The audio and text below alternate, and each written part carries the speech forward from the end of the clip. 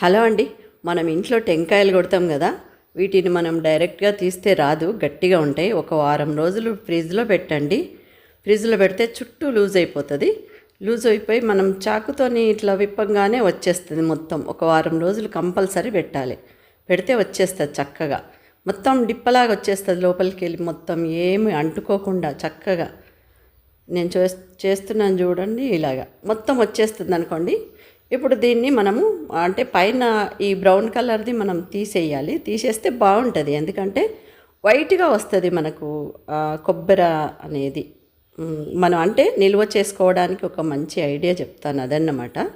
ఈ చక్కగా పైన పొట్టంతా తీసేసి దీన్ని మొత్తము సన్న సన్నగా ముక్కలుగా కోసి మిక్సీలో వేసుకోండి. చక్కటి అంటే పేస్ట్గా కాకుండా కొంచెం రబ్బుగా లైట్గా మనము కూరల్లోకి దేంట్లోకన్నా వేసుకోవడానికి అనుకూలంగా ఇలా చేసుకొని మనం దీన్ని పచ్చి కొబ్బరిలా వాడుకోవాలనుకుంటే నేను చెప్పే ఐడియా తప్పకుండా పాటించండి.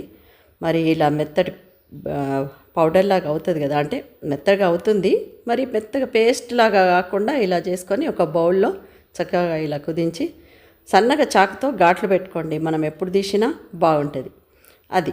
మరి ఫ్రిడ్జ్లో పెట్టుకోవాలి. నెక్స్ట్ వచ్చేసి మనము డ్రైగా కావాలనుకుంటే ఈ కొబ్బరి పొడిని చక్కగా వేయించుకోవాలి. కొంచెం వేయించుకొని ఒక గాజు సీసాలో వేసుకొని పెట్టుకుంటే ఇది పొడి పొడిలాడుతూనే ఉంటుంది. మనకు పచ్చి కొబ్బరిగా కావాలంటే అలా వాడుకోవచ్చు, మరి ఎండు కొబ్బరి ఎలా వాడుకోవాలంటే ఇలా వాడుకోవచ్చు.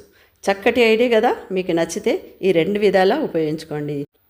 Like, share, subscribe. Thank you.